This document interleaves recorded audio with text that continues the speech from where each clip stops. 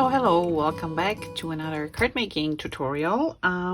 Today we're gonna do this card, and I have a little technique I want to show you to crinkle up this paper so it looks a little bit like leather when you look up close. And we do a little bit tearing and stamping, so there are a few techniques in this one to make it more interesting. And I would say we get started with the distress of the paper first. So I'm using the Let's Go Anywhere card making workshop kit that came from Close to My Heart, and every element, so the star, the phrase beside the happy birthday, comes from this set here. But you can use whatever you have. I mean, I'm sure you have a star in the background or in your stash, or a phrase or something similar. This is actually, I like this because it almost looks like a Christmas bulb. So if you have those, that's pretty much the same thing. It's got this little knob here, and then it's got a second layer that is smaller circle on here, and you can also get this one so it looks like a compass. But again, I think it can go as a Christmas ornament if you put that one on, or just a star. So versatile, perfect for our project here. So let's get going with this one. So this is a piece of toffee cardstock, and it is cut 3 by 5. Yeah. And all I do is, I have to put this aside because I don't want to get this wet. I use a couple of spritzers of water. This is plain water, and you can already see how it soaks in the paper and it bows it a little bit. So I don't want it super wet, but this is perfect. And then all you do is crumble it up, and I know that's scary, and you want it to crumble it, really work it to a little ball. And let's clean up our mat here. This is my chamois when it's dry out. I forgot to wet it, but that's how hard they get. So don't worry if this ever happens to your chamois. I use usually a little bit of warm water. That makes it easier, and just hold it under warm water for a second or two, and then start working it, and you can see how it absorbs and gets soft again. But yeah, that's what it looks like. All right, so here we go. So it's just a little weird looking ball, and then all you do is you carefully unfold it, because you don't want to rip it. Due to the water, it is a little bit softer now and can easily rip, but then we just flatten it out a little bit, and we have to let it dry naturally. And as you can see, it, to me, it looks like a little bit leather. You can actually end up going over with a little bit ink if you want to, or if there's an area like here where it's not creased enough for you, you just go in a little bit, but just remember, be careful. And then I let this sit here, and I actually put this in the sun, and hopefully it's dry when we get to it. All right, so this was our card. While this is drying, let's start with the other pieces. So the next piece would be this one here, and I just gonna show you. So this is really quick, some random stamping. You want to have some paper underneath in case you stamp over the edges, and then I just do it on the back side here. You ink it up, and then I started in the center here, and then I just went over the edges, so it looks a little bit random. You don't have to cover the entire thing, because some of the stuff, I think we're good here. Some of the stuff will be covered up anyway or ripped off. Let me do this for now. Okay, so but this is our side that we're gonna use, and this one you just have to rip down a little edge. So I'm gonna go on this side here. So it's like a 1/4 inch or so. I'm just gonna rip off, and I'm using my thumb to hold it a little bit here, and so it's not ripping all the way inside, so I get somewhat of a straight line. Okay, super easy, one piece. Now the other pieces we want to put a little bit edging around. So in this case, this is shortbread, but I'm using toffee, the color toffee, so it's more like a brown, light brown. Looks like this, golden tone. Just something to offset a little bit, not too much tone and tone. And the brown works great because it does have the same tone and is the same color as our cardstock that we just crumbled up. Okay, so I'm just using, you can use a sponge or a sponge dauber just around the edges here a little bit. I'm also gonna go around this one just a tad, so it looks a little bit more aged, gives it a little bit character. And here we go. Okay, if you want you can do the others too, but I did not.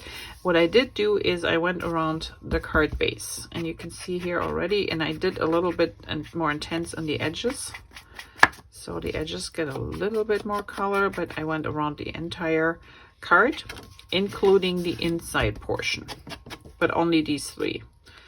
So I just did a little bit around here too.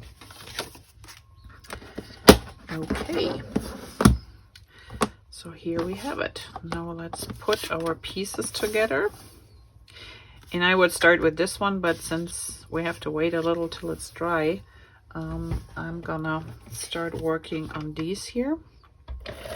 So I'm just gonna put some adhesive on this one, and this one goes, leaving a little space here and top and bottom as well. Then we have our green paper, so this goes somewhere up here and here. And then we have our red piece of paper, so we do a little V.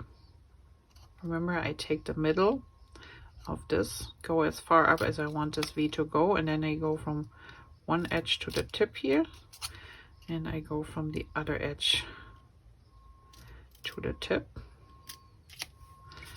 and there's one. And then we do the same thing on the other side.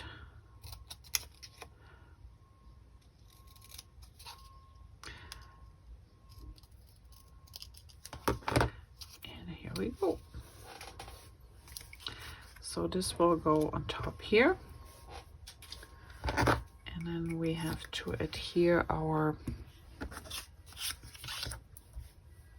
circle, and I raised the circle, so this is put in with some foam tapes, foam squares, just to give it a little lift. These are the thin ones, so I don't need a lot of lift, just a little bit.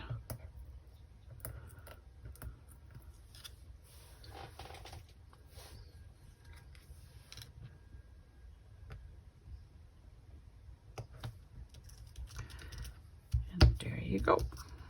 All right, let's see.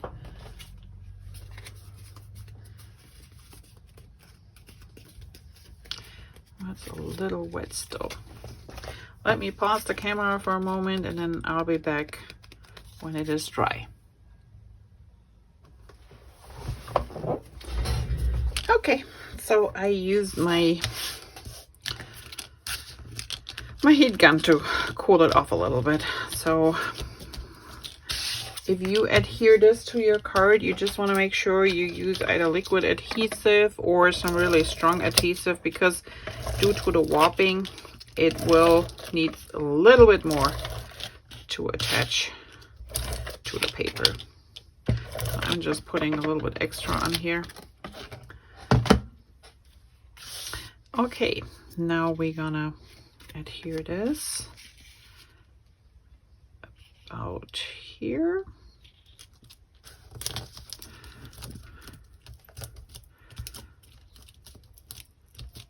And to me, it just looks like leather. It's so cool.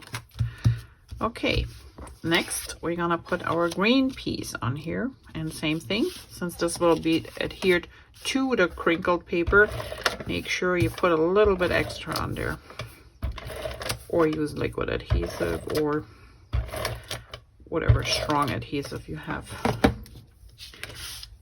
at home. All right, so this is about in the center, leaving a little space here, and there you have it. Now these two we already put together.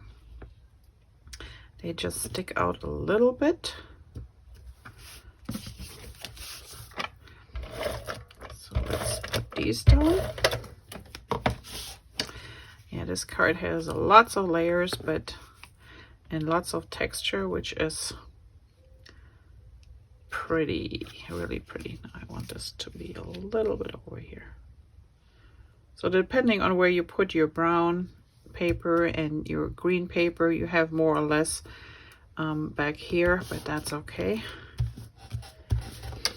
Now we put our ribbon in the middle.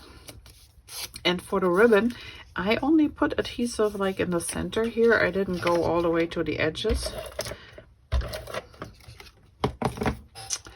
Like right here, and then I put this about here.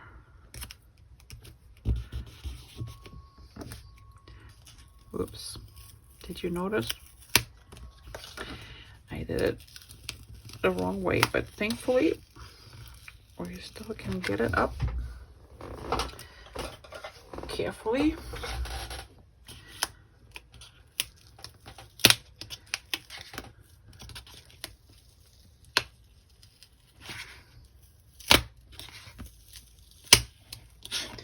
Perfect. Don't do what I did. The red one comes first. Okay, so this goes in the center. And then we put our assembled piece on top. Okay, so about here. Okay. Whew. Things happen. All right, and then we adhere our little embellishment to it.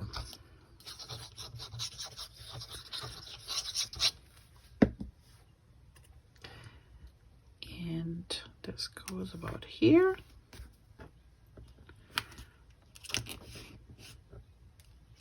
And I just used liquid adhesive because it's kind of hard to put the tape runner on there, because we already put the spaces, the spaced piece on here. So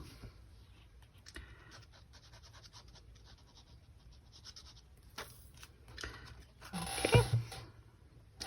And then the last thing is our little star, and this star can go anywhere. I decided at the end I'm gonna put mine down here.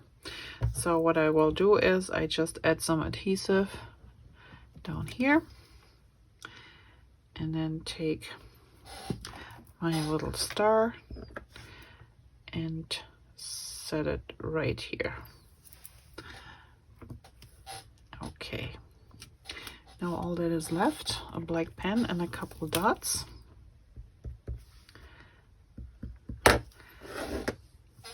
This is for the outside, and then for the inside I did a few little doodles, and you can do whatever you feel comfortable with doing in here. You can use a ruler if you want to have them straight, or you can stamp something else in here. I just always like to add something to the inside of the card as well, so it doesn't look so bare. And here we have it. One more. Okay, a few dots here, and maybe here. And this card is done. So what do you think, beside me messing it up? I hope you enjoyed this little tutorial, and especially the technique with the cardstock. wetting. So the trick is really not to wet it too much, but you can tell if you have a fine mist and you spray it that the cardstock already starts kind of like to warp. So you know it's absorbing the water, and then you can feel it when you crumble it, that it doesn't have much resistance anymore when you crumble it, but it is also not too soggy, because if it's too soggy, then the fibers might break and then it's just a big mess. So just maybe if you have a little piece of scrap paper or scrap cardstock that you want to use from the main one that you want to use here, just try it and see how much water you have to add to do that. And then, like I said, crumble it really nice and tidy little ball, carefully take it apart and then flatten it out a little bit and let it dry. So when you let it air dry, it's usually not shrinking too much. Since I use the heat gun, it might have made the fibers to contract a little bit more than it should. But yeah, if you flatten it out, you still have about the same size. It will shrink a little bit because of the, you know, all the cricks and crinkles you have in here, but it's not too much. All right, well, thanks for watching. I hope you enjoyed it, and I will see you back here next week with another tutorial. Have a great day. Bye bye.